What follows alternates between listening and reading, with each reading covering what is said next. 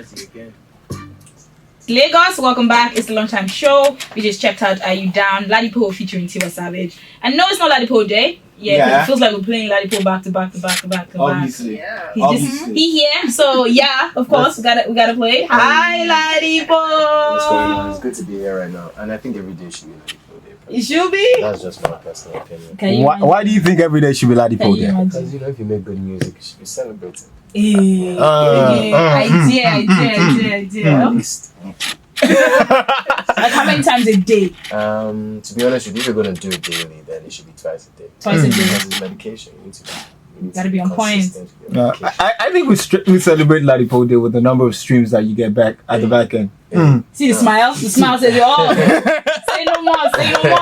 Either way, Lagos, we have LADIPOE in the studio with us. He's live. Finally, we got him. We got Lagos. He is here. Yeah, sorry guys, I was a little bit late, but we're here right now. I'm happy to be at Inspiration. Yeah, so we have LADIPOE 𝐿𝐶𝐶. Sure. Now your is not great, but try. LADIPOE 𝐿𝐶𝐶. Shaky sometimes. LADIPOE 𝐿𝐶𝐶, properly known as LADIPOE or Po. He's a Nigerian musician, rapper.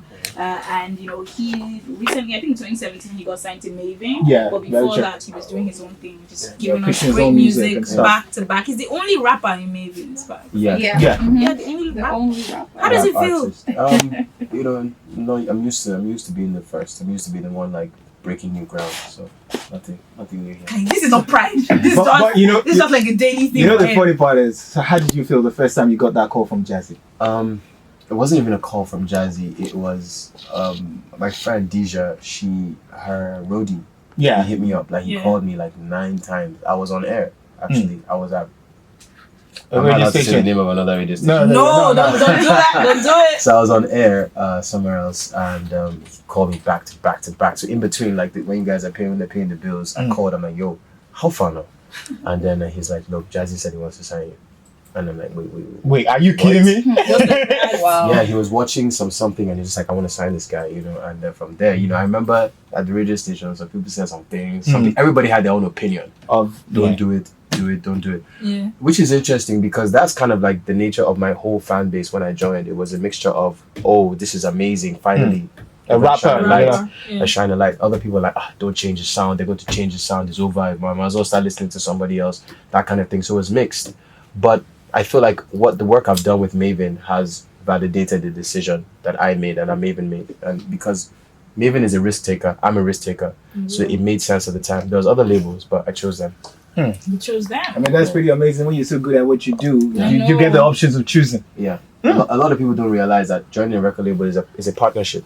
So it's not like Jazzy said come and I came. It's like Jazzy said I'm interested in you and I'm like, I think I'm interested in MAVIN too after I'm doing my research. If it's not like that, then it doesn't work. Then it don't work.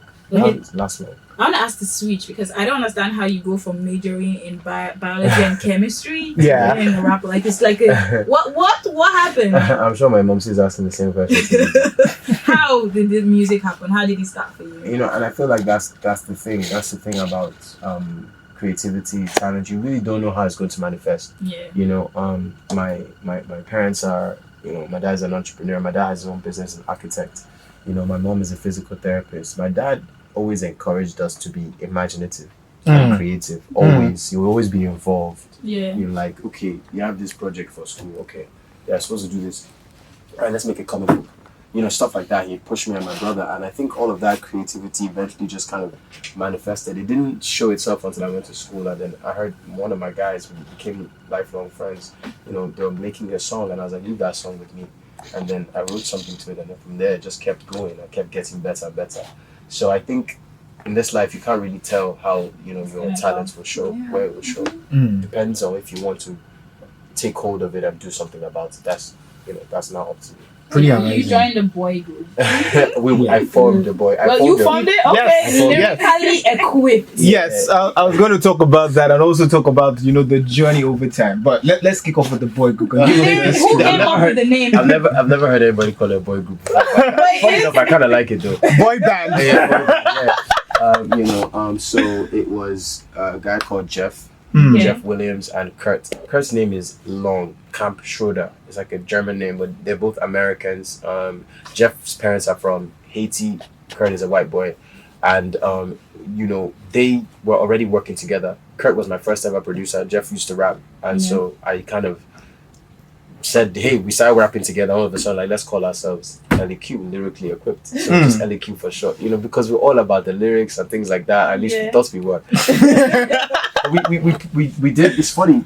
Why it's instrumental in my career is, first and foremost, it taught me how to make music, how to record, how to do all those things. Then we did 2 albums. One was called Rhyme and Reason.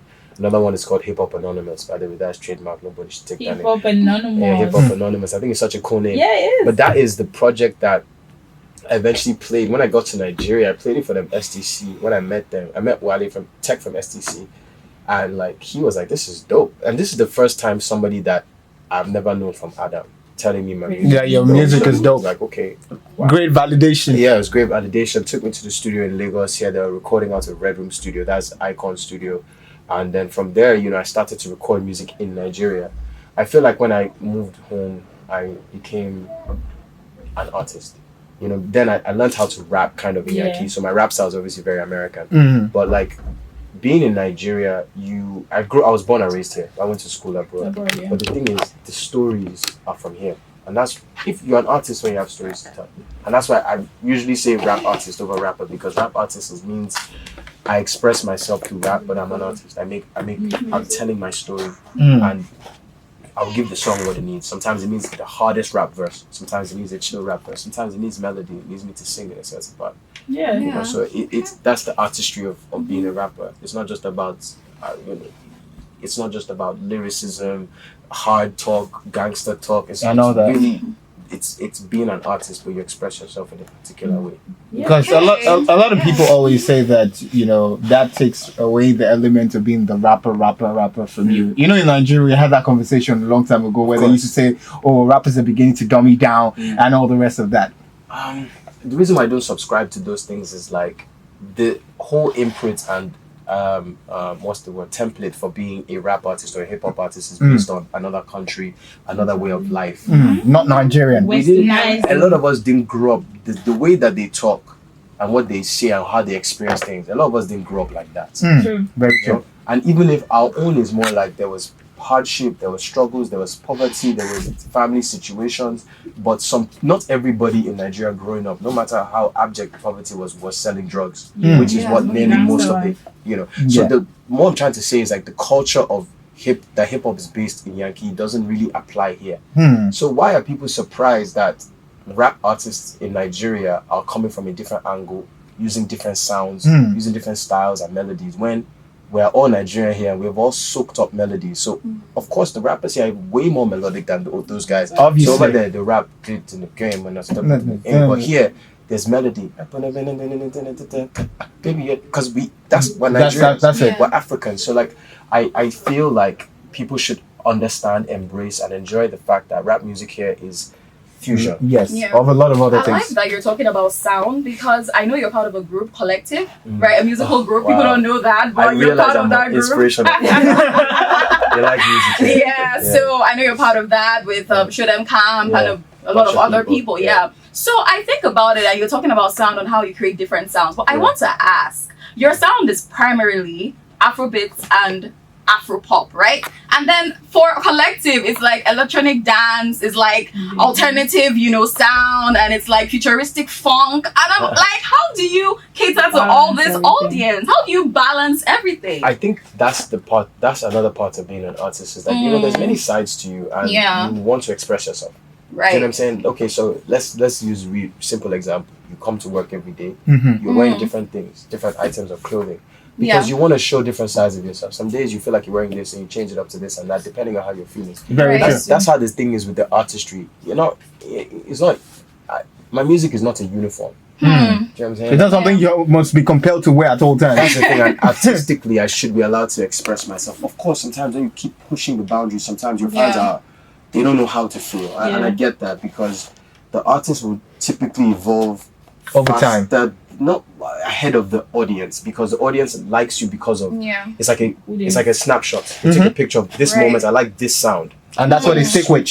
We have to be kind of careful. It takes time. So I mean, like, you know, when I'm working with the collective, we haven't worked in a while, but when we work, it allows us to be creative in that direction. When I'm doing my own sound, which I find it hard to describe it, you know, like you would describe it the way you have. I just call my music lifelines because the sound changes, the genre changes, but the way I express myself, the depth to my lyrics stays the same. So rather than use the genre, which most people use, I just use the style of like writing and rap that I do, and it's lifelines. Okay, so I like that you're talking about changes as well. Now, in terms of evolution, how would you describe your musical journey from your first album? Talk about Poe. Yeah. If you want to do the talking now, will it be different? For sure. Okay, so why? What will you be saying now, right? I think one of the things about being an artist in wherever you're from, whatever you do, whatever your style is like every project, and every project, not single, but project, you want to shed new insight about maybe your life, your country, your situation, whatever you've seen, whatever you've observed in your project. So something new, your perspective of things may have changed, and you reflect that. Yeah. You used to think this, now you think this. Or you still think the same thing, but it's now a different angle. You know, so it's like you're coming from all the things that you've experienced recently are in a new project, so it's always going to be different. Okay. I'm not the exact same artist that I was then. You know, so I feel like a new project, you should be able to say, oh, I know a little bit more about Poe now from his 2022 project versus his 2018 project. Yeah. Life has happened, right? You know, and I feel like your projects can capture life happening. Singles can't even please everybody. You just have to hope that everybody likes it. More people like it. Exactly. Okay, so let's talk about a single that just took us by storm. One we didn't expect. Your collaboration with Simi. Know You. It's a song that everybody can totally relate to because we all met that one person. And you still connect with. Jonathan, and you're just like, I want to tell you this, but I don't really. You know. Am I doing too much? Exactly. What are we typeface that we're usually in? We're gonna check that song out. When we come back, we're asking LADIPOE more questions. Lagos, still the Lunchtime Show on your number one family radio station. This is Inspiration 92.3 FM. Did you enjoy this video? Hit the subscribe button for more. Leave a comment and like. Thank you.